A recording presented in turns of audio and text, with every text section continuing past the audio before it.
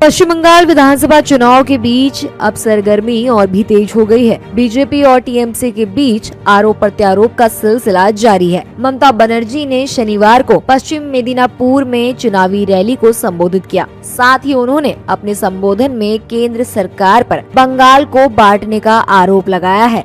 उन्होंने कहा, केंद्र में बीजेपी सरकार राज्य को 3 भागों में बांटने के लिए परिसीमन करना चाहती है। पश्चिम बंगाल के कुछ हिस्से बिहार या उड़ीसा में विलय हो सकते हैं, जिससे उन क्षेत्रों में रहने वाले बंगालियों को कठिनाई का सामना करना पड़ेगा। सीएम ममता बनर्जी के आरोपों पर एनडीए नेताओं ने कड़ा पलटवार किया है। उन्होंने ममता के आरोपों को पूरी तरह से खारिज कर दिया है। इस दौरान एनडीए नेताओं ने क्या कुछ कहा है, सुनिए।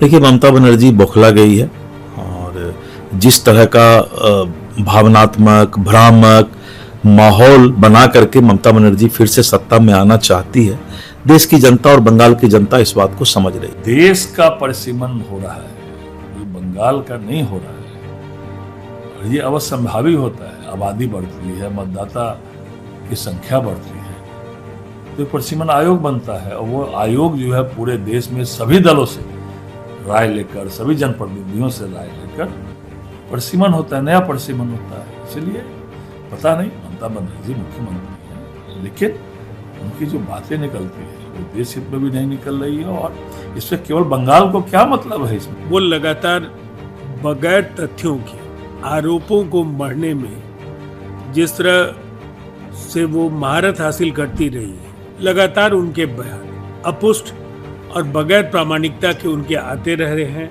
और इस बार एक बार फिर जो हताशा और बौखलाहट पश्चिम बंगाल के चुनाव नतीजों की संभावनाओं को लेकर है, उसकी वजह से वो मतदाताओं का ध्यान बांटने के लिए राज्य के विभाजन जैसी काल्पनिक बातें कह रही है।